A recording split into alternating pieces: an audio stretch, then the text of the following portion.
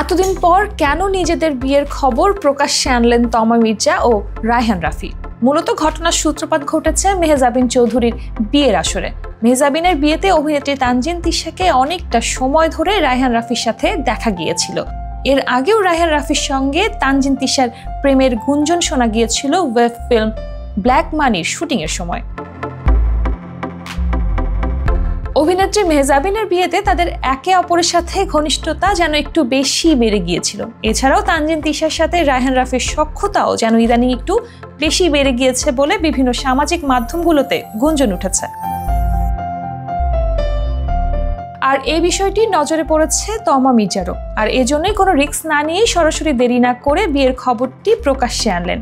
সে যে রায়হান রাফির স্ত্রী সেরকমই একটি ইঙ্গিত দিলেন ঘরোয়া ছবিগুলো পোস্ট করে, যদিও এসব ঘটনার সত্যতা এখনো মেলেনি।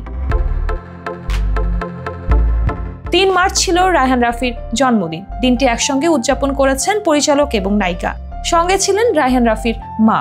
অনেকটা পারিবারিক আবহ বিরাজ করছিল। সেসব ছবি ঘুরছে এখন সামাজিক যোগাযোগ মাধ্যমে। এ ছবি ছড়িয়ে পড়তেই তাদের মধ্যকার বিয়ের গুঞ্জন এখন সোশ্যাল মিডিয়ায় ভাইরাল। নেটিজেনরা তাদের নিজেদের মতো করে নানা ধরনের চর্চা ছড়াচ্ছে। গোপনে বিয়ে সংসার নিয়েও উঠেছে গুঞ্জন। বিষয়টি নিয়ে প্রথমে চুপ থাকলেও এবার নীরবতা ভেঙে এ নিয়ে কথা বললেন তমা। ৪ মার্চ সোশ্যাল মিডিয়ায় নিজের ভেরিফাইড ফেসবুক অ্যাকাউন্ট থেকে তমা মির্জার স্ট্যাটাস দিয়ে সংবাদ মাধ্যমকে এসব বিভ্রান্তিকর তথ্য ছড়ানো থেকে বিরত থাকতে অনুরোধ করেছেন।